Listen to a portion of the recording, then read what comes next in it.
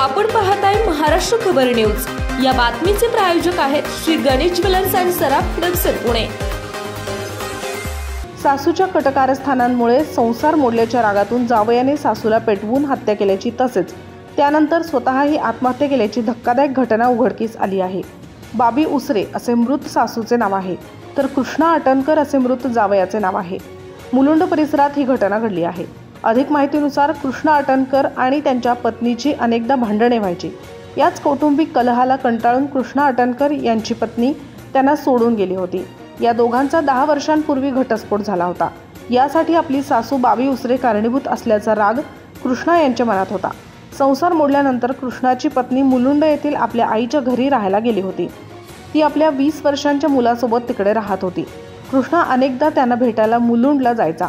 यावरून कृष्णा आणि बाबी उसरे यांच्यात वाद झाला होता। तो सोमवारी सकाळी 8 वाजता बाबी उसरे यांच्या घरी गेला होता। बाबी उसरे यांना रुग्णालयात तपासणीसाठी जायचे असल्याने कृष्णा त्यांना आपल्या मिनी टेम्पोतून घेऊन निघाला होता। कृष्णाने घरापासून काही अंतरावर टेम्पो पार्क केला होता। नाणेपाडा परिसरातील सीसीटीव्ही फुटेजमध्ये कृष्णा टेम्पोच्या दिशेने जात असल्याचे दिसत आहे। कृष्णाने बाबी उसरे यांना टेम्पोच्या मागच्या भागात बसवले होते।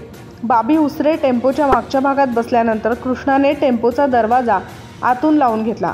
त्यानंतर कृष्णाने अचानक हातोडी काढून सासूच्या डोक्यावर वार केले। त्यामुळे सासू बेशुद्ध पडल्याची संधी साधून कृष्णा अटणकर याने सासूच्या अंगावर पेट्रोल आणि थिनर ओतून पेटवून दिले। त्यानंतर कृष्णाने स्वतःच्या अंगावरही पेट्रोल आणि थिनर ओतून घेत आत्महत्या केली। या परिसरातून जाणाऱ्या एका व्यक्तीला टेम्पोतून आगीच्या ज्वाला बाहेर निघत असल्याचे दिसले। त्याने अग्निशमन दलाला पाचारण केले। अग्निशमन दलाच्या जवानांनी आग विझवून टेम्पोचे दार उघडले असता आतमध्ये बाबी व कृष्णा यांचे मृतदेह, त्याचबरोबर हातोडी, रॉकेलची बाटली, लायटर असे साहित्य आढळले।